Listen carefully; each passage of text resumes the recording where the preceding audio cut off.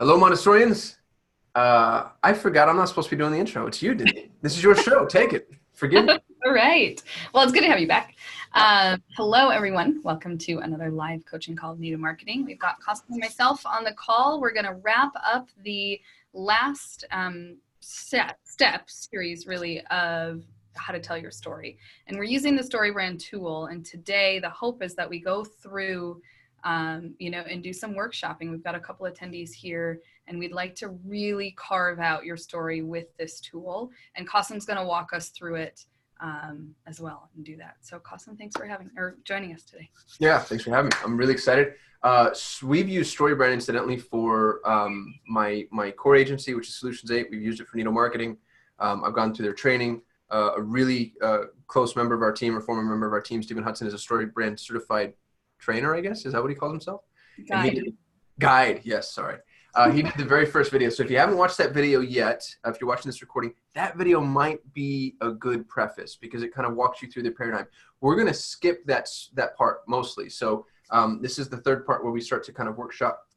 And I'm going to utilize a tool that StoryBrand makes available for free. So the big disclosure here is we're not affiliated with StoryBrand at all. We're not StoryBrand certified. This isn't our intellectual property, but this is stuff that they allow you to use. So if you wanted to go to mystorybrand.com, what's cool about it is you can sign up absolutely free of cost.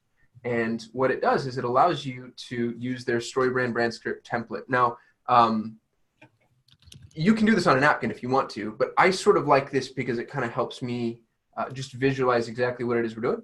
And if you get stuck, you can always play one of the videos, and it's Don Miller, the founder of StoryBrand, explaining what step we're on. Today, what I'd like to do is maybe let's do one, Deneen. Let's pretend up until we have a member that wants to volunteer. Let's pretend like you and I just started a Montessori school. And the big key to building a StoryBrand is remembering that we're not the hero, because everybody wants to present themselves as the hero in marketing, and that's actually a flawed paradigm. We're the guide, and our parent is the hero. Is it our parent, or is it the family, or is it the child? Who's the hero? I guess the parent's the buyer, so it would be the parent, right? Right. Yeah, absolutely. Because when you think about the problem, the child doesn't necessarily have the problem. Right. the parents are experiencing that problem that's going to bring them to search for a particular school or education method. So definitely parents in this instance. Got it. And if we're thinking about our parents, what does your customer want as it relates to your product or service? The first thing that comes to my mind, which is kind of a cliche but also true, is education for life. But I feel like we need to expand on that a little bit more. And I'd also like to get really specific. I don't know that the StoryBrand brand script is going to be the same for every Montessori school. There's going to be some schools that, depending on where you're positioned geographically, depending on who you serve socioeconomically, there's going to be other really specific needs. And it's important that we're able to speak to those in our brand script. The more specific we can get, the more it's going to resonate with our users.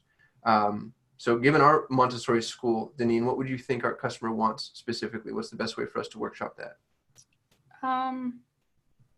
A safe, engaging environment for their child.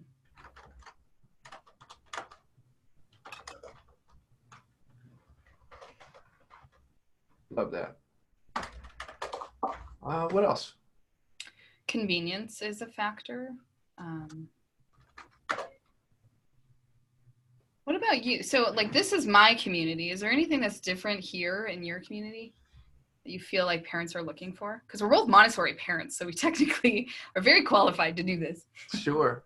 I can tell you, I live in Scottsdale, which is snooty, and it has a ton of money. And what's interesting about places with a ton of money is you end up having more options than others do, sadly, which, is I guess, a indictment, right, of societal priorities. But the issue with Scottsdalians is the families are inundated with options. Like we have basis out here, and our basis is the #1 ranked in the world, which is really overwhelming to even hear. You're like, oh my goodness, well, I have to do that. And then we've got, everything under the sun. And so I think what I wanted as a parent is clarity. And I wanted validation that I was doing the right thing for my sons. I really kind of needed that sort of feeling of closure. because we went to a preschool before we went to a Montessori school, and I didn't have that at all. Every single day I dropped them off, and I was like, man, this just doesn't feel right. So I'm going to add clarity and closure, but I don't want to leave it there because those are offhand notes. If we're writing out our brand script, I feel like we should actually describe exactly what it is. So it'd be clarity. How do I say that, Deneen? Can you help me? Clarity to a solution? Well, because you wanted to make sure your decision was the right one, right? Yeah. Clarity that you're making the right decision.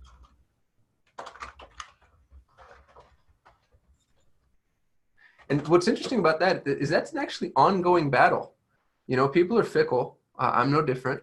And with my son, as he grows, I need to be constantly reinforced. And I feel like Montessori schools can invest in that. So we've got a safe, engaging environment, convenience. I'm going to add to convenience. I'm also going to say convenience and I'm trying to say, affordability. Because I feel like people need to know that they can not break the bank in doing that. Is that a fair addition? Mm-hmm. Yeah, well, and we talked last week, actually, just about the value of what you're getting. Value is a better word. Yes, thank you for that. Yeah. Convenience and value, right. Because I don't mind spending more than I would spend on a daycare, but I need to know it's worth it. Mm-hmm. And I interrupted you. I'm so sorry. No, that came up. That was a big thing because we're spending so much on childcare and education. Mm-hmm. That it better be good. So you do need clarity in what you're doing. And we also had a couple of people join. So Christina and Mickey, if you have some things that you want to workshop with us, feel free to chat that in there. And also, we're on just the very first part, which is the character. If you have something different here that you'd like to add to the conversation, chat that in as well, because we'd love to hear your thoughts as we go through this. Absolutely. I want to add one more thing, and it stems from the Education for Life, but I want my child to learn how to learn. One thing that worries me a little bit when I send him to school is I don't care if he remembers, all the states and their capitals, which is something they used to really focus on when I was in school. I just want him to thirst and hunger for that growth. And I feel like that's something that Montessori does really well that other schools might not do quite as well. Mm-hmm. Is there a good way to phrase that? Well, I mean, a lifelong learner, that's very common language in the Montessori community. There we go. Does a parent connect with that? Is that something that resonates? Well, I think so. I mean, you could play around with the thesaurus on this one, but, I think it's pretty straightforward. Can I say lifelong love of learning? That too. Yep. Awesome. That's the other thing that I want to get better at ourselves, and then also encourage our schools to get better at, is we have all of these like sound bites, and the sound bites sound great. Lifelong learner, that's a great sound bite, but it resonates with us more than it resonates with our prospects because we have so much context. Mm-hmm. We've had this conversation 100,000 times, and we've had to truncate it so we all know what we're talking about, but our prospects don't have that same benefit. And so when they approach this new, we might need to massage them a little bit just to kind of bring them to the table. Yeah. Well, and that's why I love this tool, because you're creating a story. Mm-hmm. And the story is addressing exactly what your characters are feeling and experiencing. And so, we have a lot of Montessori jargon that we talk about, but if you have a story in place that really connects with them, they're going to lean in more than feel like, this is like a weird, I mean, that will always come up because Montessori is very different from what most of us have experienced, but this tool is so great for that. You just tell a beautiful story and they lean in. Awesome.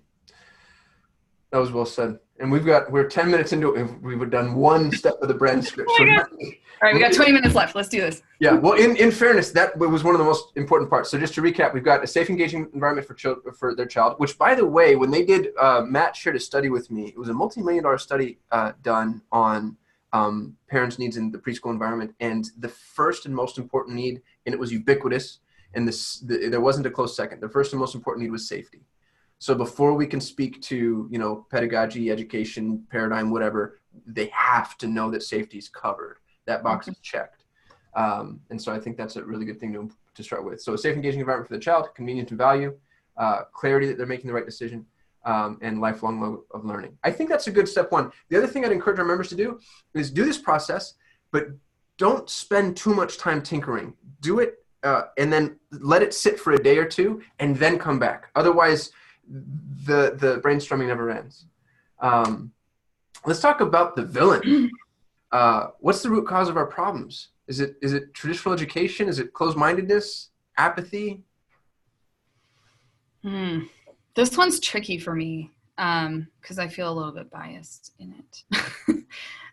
There's a lot of confusion in this space, right? And not everyone is an expert on child development, but we are. Mm-hmm.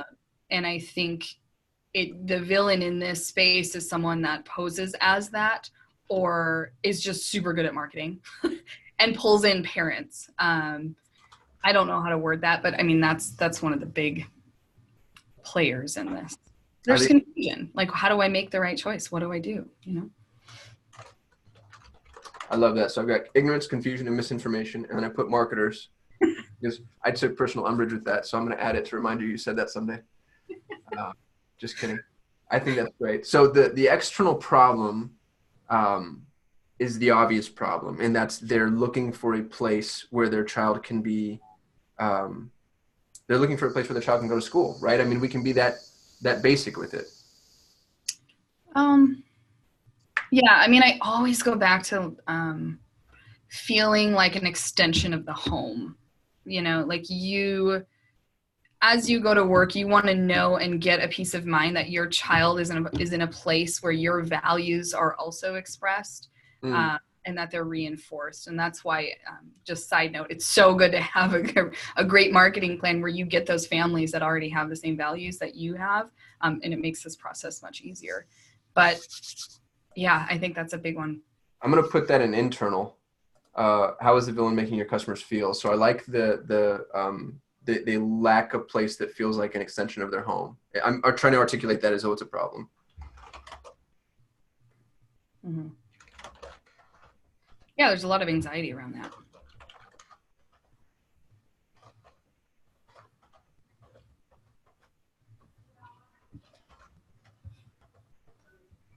And those of you that are here, agree, disagree, I'd love to hear from you in the chat if we're on the right track or if we're just making up our own Montessori school. How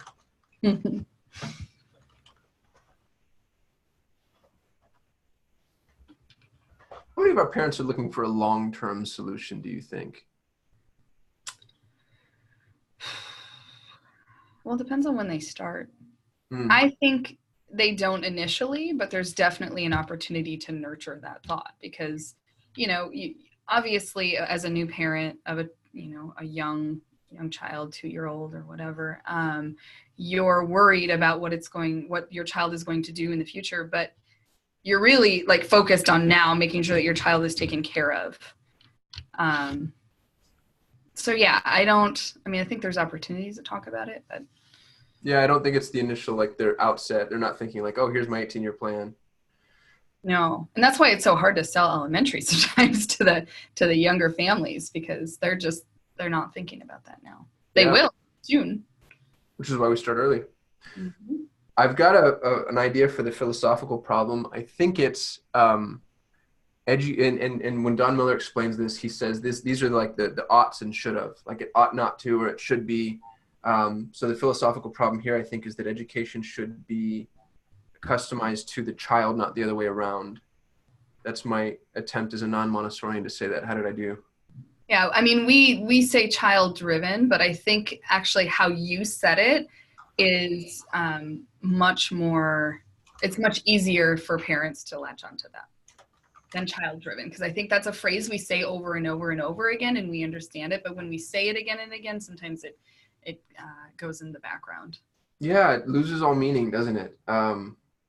It's such an important lesson for me to learn too, because there's so much in the marketing world that we just spew out like these little semantic puzzles that mean nothing at the end of the day to anybody but us. Cool. So now we get to talk about us. So that's a really important note. This entire time we've been on our customer, which is where we should be, and yet more often than not in marketing, we spend so much time on ourselves. So let's talk about us with the understanding that in this story, they're the hero. Our parents are the heroes, and we're simply the guide. So the classic example is they're Luke Skywalker and we're Obi-Wan Kenobi. That's my classic nerd example. I'm trying to think of a better one from literature. What's like a Shakespearean character that has a really strong guide? I'm not well read enough. No. Yeah, right. You read like 20 books a day. It could be Dickensian, right? We could do, well, I guess he wasn't a good guide though. Never mind. We're sticking with Luke Skywalker because we don't have time. So here's where I think that some Montessorians fail is I don't know that we approach the conversation. I say we, I'm not a Montessorian. I don't know that the conversation is approached as empathy based. So I don't think Montessorians are saying, hey, we are also parents. Instead, they're saying, hey, we have all this training from this amazing human. Like, let me show you how awesome I am. And so there's something about that that's kind of like ivory tower. Like, okay, well, now you're above me, and that's fine. But how are you going to connect so that I know you understand what it is that I'm saying? So how can we be empathy driven, especially if, I mean, not all Montessorians are parents yet. It may never be. So how do we approach with empathy kind of classically? Does that make sense? Is that? It does. Well, and just what comes to mind right now is just that we're on this journey with you. This is a journey. Human development is a journey in itself, and it never ends until you have it.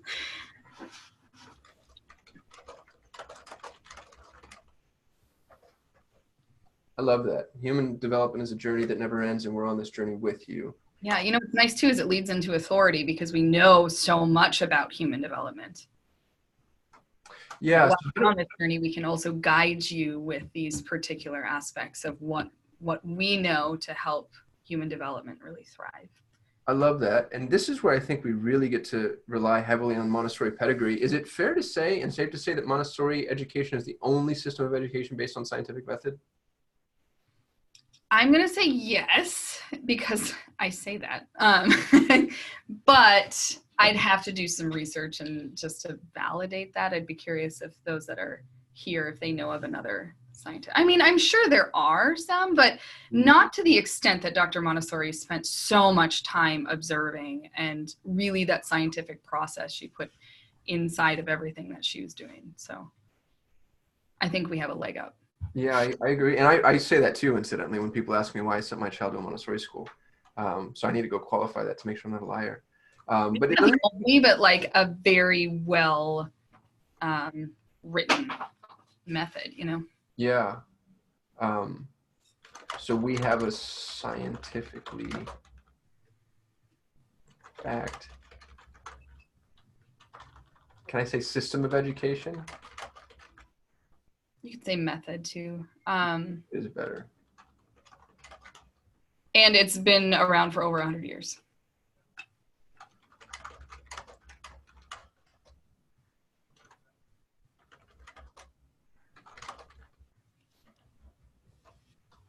Okay, that's one of those that I say needs to be wordsmith, but we're not going to waste time on it. So note for everybody. Oh, with proven results. There you go. That's better. Yes, and we'll come back to that in theory if we were really launching this for our school. All right, so this is a really important part too, and this is something that Montessori has down, but we don't always necessarily share it. We need to give them a plan, 3 steps, and that's there's a psychological malady that everybody suffers from that we can't remember any more than 3 things. And there are some special people out there that can, but I'm not one of them. So the 3 steps that would take the customer, and it's not the 3 steps in education. We're not, explaining the planes or anything, but what are the 3 steps that would take the customer to actually engage with us? I think in the beginning, it's probably schedule a tour, apply, enroll.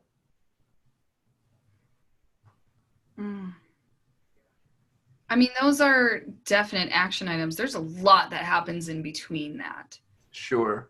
I don't know if we can identify the process in 3 as hard as it is. Can we do 4? Because it says or 4.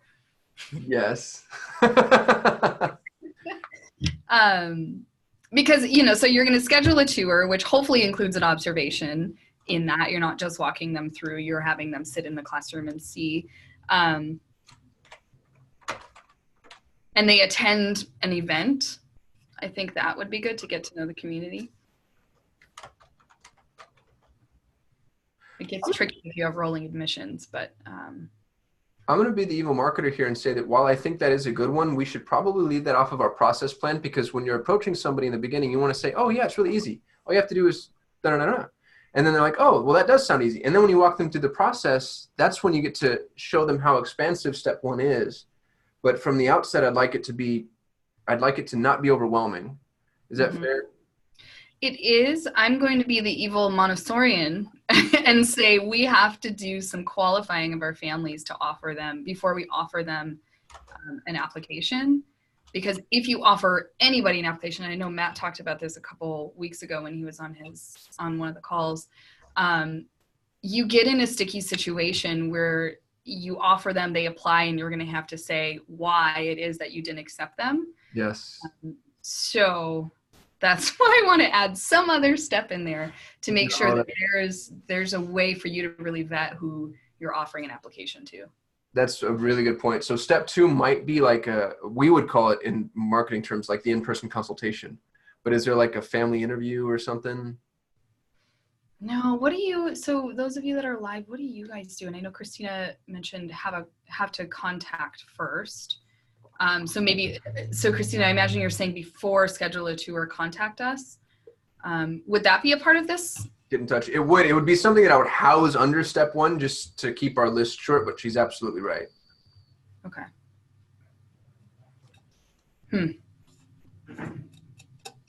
Family interview. Can we just put family interview? Yeah, we'll put family interview for now and then wordsmith that. Family interview. You know what I also like about that is it holds a high standard. Like, yes, we want as many families as we can get, but we also have a process and a selection process of making sure that you're the right fit for our program as well. And I don't think we should be afraid to do that. Not at all. Honestly, that type of it's helpful for sales. And I know Montessorians don't like the word sales, but you're building scarcity into the model. I say that on sales calls for PPC. I say, hey, let's connect to make sure we're the right fit. And I can tell you that people respond to that, because now I'm not necessarily saying, oh, please goodness, give me your work. I'm saying, hey, we might, not take this. And there are times that we do. So I think that that's necessary. I'm also adding some context to these steps to make them more robust. So step one is schedule a tour and observation. Come see the Montessori difference. Step two is family interview. Let's make sure we're the right fit for each other, which, by the way, could happen on the same day. But to your point, we're letting them know that there's a qualification. And Christina just said, we do the interview as part of our tour. Hey, look at that. We're aligned. Step three is the admissions process, which I guess the additional context there is make sure we have everything ready to enroll your child. Yeah, well, sometimes, a lot of schools will have the children visit for, a morning or an hour. Yeah, to have them try out, how it works. Especially in elementary, that selection process gets a little trickier. A child visit, one of the schools that I worked with made sure that they attended an open house, and they scheduled them strategically before the enrollment period was ending. Which really was a matter of like giving them more information about your school, Oh, Beth is saying we have the child do a 3-day visit first. That's great. Now, Beth, is that across all ages, or is that, just a particular age? I'm curious to know.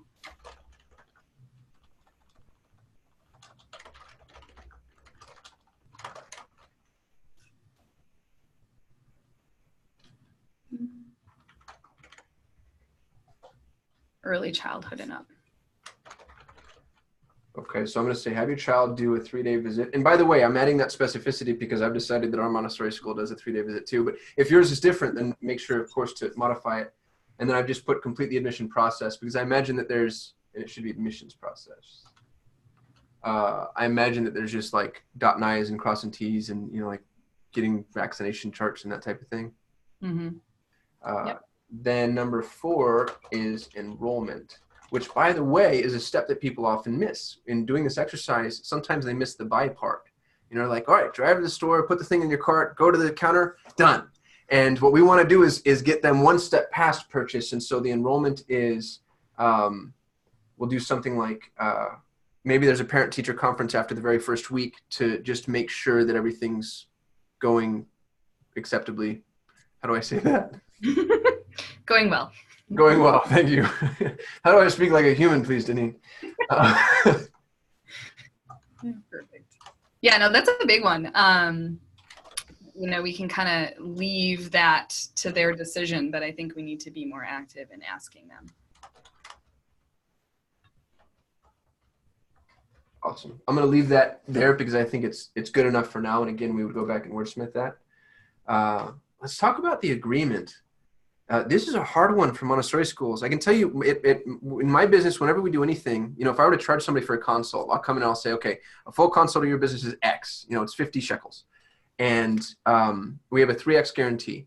Number one is if I do the consult and you're not happy with it, I'll give you 100% refund, no questions asked. Number two is if I do the consult and you're happy with it, but you want to do it yourself, it's yours to keep. There's no strings attached. And then number three is if I do the consult and you're happy with it, I'll take that amount of money and I'll credit it towards whatever it is you decide to have us do for you. And what it does is every single objection somebody could possibly have to that very first product is now gone.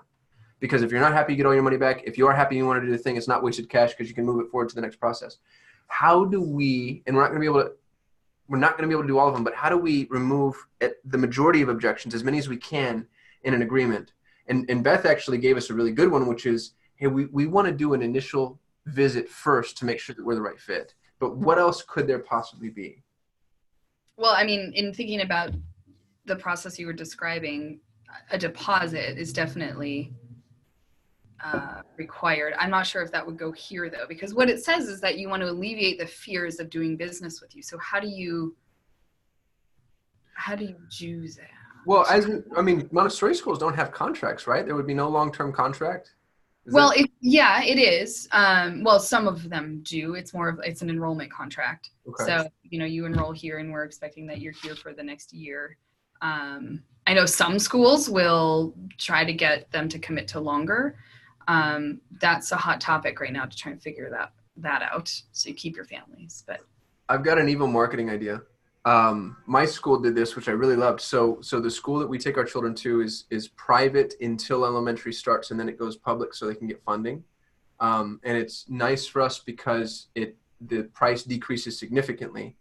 There's still some charge, but it decreases significantly. And what they said was, if you enroll in preschool, then we guarantee your spot in the public school. And outside of that, it's a lottery. So the agreement here doesn't necessarily have to be on the front end. It can be on the back end, where if you enroll, we guarantee your spot in subsequent programs, assuming that people have the room to do that. And that could be an agreement that we could approach with. Mm-hmm. And what's nice about that is now it takes people and it takes their trepidation and makes them forward looking. Right. And it gives a little scarcity piece to it. Yes. Aha. Even if it doesn't exist, it's still like planting the seed, especially when you're trying to grow your elementary program. We'll guarantee a spot in our elementary program. Or for the next years, you are guaranteed a spot. Yeah, wherever they are, we move forward. Oh, and Christina just wordsmithed this for me. If you enroll by age 3, we guarantee your spot in elementary. That's perfect. Christina should maybe be teaching this. She's on the wrong side of the camera. Okay. And it's okay, Deneen, if these calls run longer than a half hour? Yeah. We went like 45 minutes, maybe an hour last time. So. Okay. So everybody can cry uncle if it's too painful.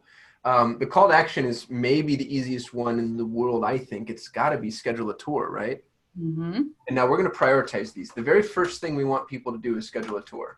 If they don't schedule a tour, I think the second thing we want them to do is ask a question. Because if they're not scheduling a tour, they might be confused about something. Is that fair to say? Mm-hmm. So contact us, ask questions some way. Yeah. And then the third thing we want them to do, if they're not going to schedule a tour, they're not going to ask a question, is we probably want them to take information from us that's valuable. So download a lead magnet. Mm-hmm. And if they're not going to download a lead magnet, then the fourth thing I think I want them to do is take our quiz. Is Montessori right for your child? This sounds familiar. Which, by the way, all of our second, third, and fourth play members have access to. So if you want the quiz, we'll set it up on your website for free. It's so good. It's such a good quiz. I think, I won't say the school's name because I don't know if I have permission to, but we have a school that we just deployed it for. It's been live for a month, and I think they've had 80 quiz submissions. Yeah, and they are ecstatic about it. Yeah. I love it. It's a qualifying process. Again, you're getting answers that are really They dig down to the heart of what your parents are looking for. So how awesome is it that you have those answers right there and something to work off of as a lead, so that when you call them, you have some, context for conversation, which is great. Absolutely. Oh, and you know what? I cheated here. These are transitional calls to action. So I'm going to take these and put them here. And Christina said, did you say second plane for quiz? I did. A lot of second planers don't know that. We don't do a good job of telling everybody all the good stuff we do. But yeah, if you're on the second plane, reach out to me and we'll get that quiz added to your site. Yeah, we pay for the software. We do the implementation. Generally, it's exit intent. So if somebody's about to leave your site, a quiz will pop up saying, hey, is Montessori right for your child? And then you help canvas the questions and answers too. We'll customize that for you. That's awesome. Cool. So we have our calls to action, which I'm pretty happy about. That ends in success. List the positive changes your customers will experience if they use your product or service. I think, gosh, this one's going to take forever because there's so many. List them off. Ready? Yeah, go. Peace of mind. Wait, say again. Peace of mind. Oh, there you go. Clarity in decision making. So you made the right decision.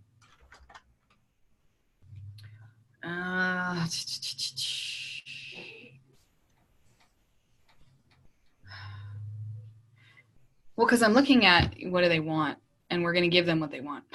Oh, that's brilliant. Why don't we just do that? Yeah. I'm like, well, so your child is going to be, in a place where so smart. And then a child that has a lifelong love of learning. Mm-hmm. And like, can we add this? We don't have this on here yet, but a parenting partner.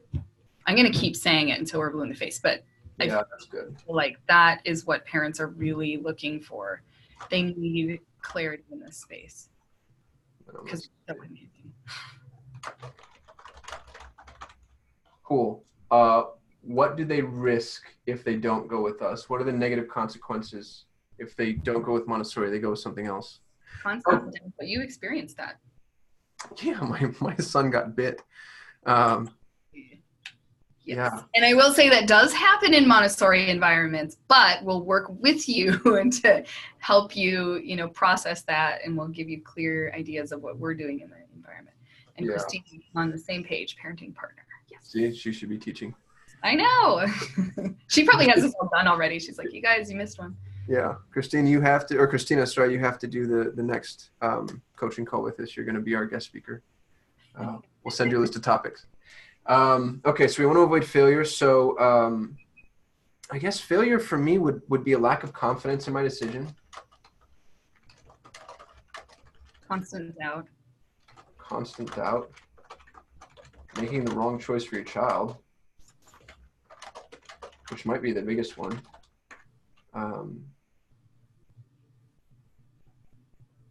Those are pretty good. That's all pretty scary. There's an old marketing cliche that says gain, logic, and fear. Those are the three reasons people buy. They'll only buy it because they're suited to gain something, because it makes sense, which, by the way, is the least potent, and because they're afraid. And so we're touching on fear a little bit here. The character transformation, this is an extra step. How is your customer feeling before they use your product, and how are they feeling after? I think that's worth us doing now. And we can take it from what they want and what they have. They're feeling confused, scared, alone. I love how dramatic we are. I know. Well, we're telling a story. It's a movie. You have to be. Like, you take the stakes as high as they can go, because it's not good if it's like, things are probably going to be okay no matter what you do. Like, nobody wants to watch that movie. No, it's just funny. Yeah. Totally young. Confused, scared, alone, unsure. That's the same thing as confused. And then afterwards, they feel empowered, confident, fulfilled. I got to tell you, when my son comes home having learned something, I'm just like it's just, like the other day, I don't know what he was doing, but he's like, oh, 3 + 3 = 6. And it just blew my mind to hear him figuring math out. And it wasn't a remembered thing. It was like toys or cookies or something. He was like, oh, 3 +, like it was tangible to him. It was amazing. Yeah. So that was just like really cool.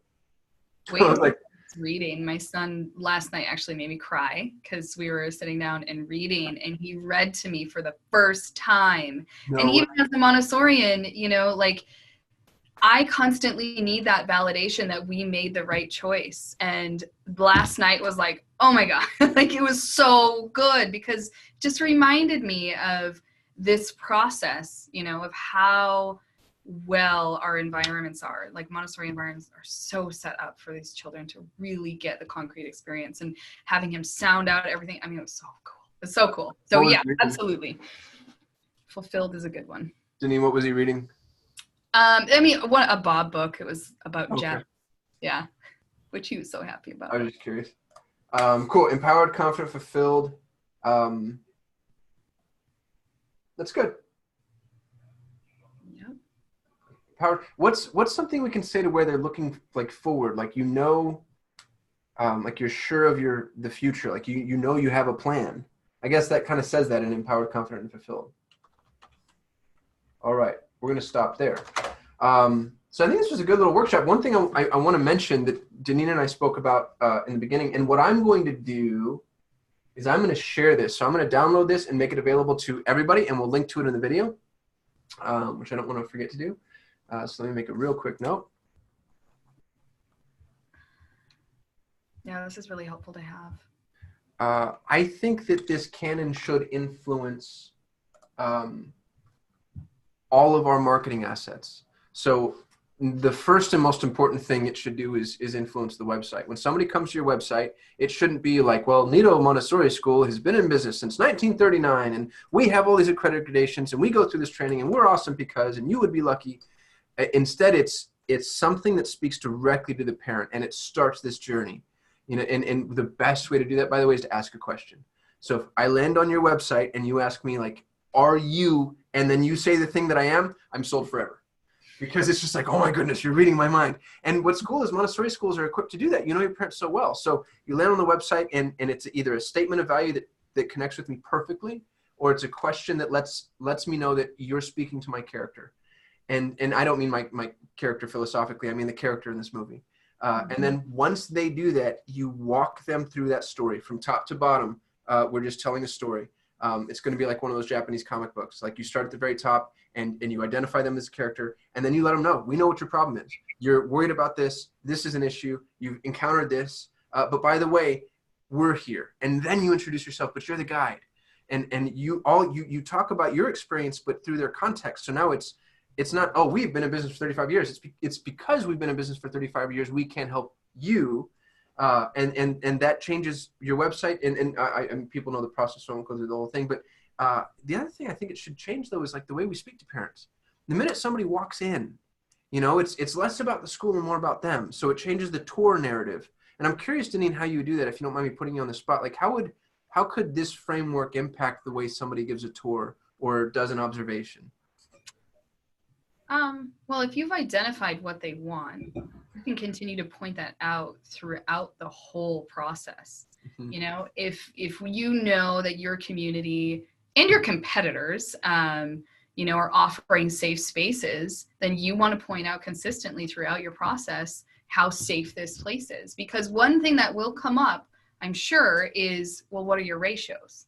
And the ratios in a Montessori environment, you have less adults and more children. And so that creates some anxiety in parents. So you got to speak about what that is and why it's safe. And of course, you know, talk about how that process is helping children develop their skills that they need for life. And then there's another one, you know, they're looking for lifelong learning. And then you kind of segue into that, but it really gives you that framework to move through in an organic way, but also a structured way. Does that make sense? That makes perfect sense. When I like what you just said, kind of like telling the story again, move through the framework. We need to let parents know that there's a beginning and an end. You don't want to just feel like, you know, okay, well, I go out and I dump my kid in this box and, you know, he's just a part of like the soup that you're stirring until he gets too old. Like there's a process and a framework. And getting that across, I think, is really important.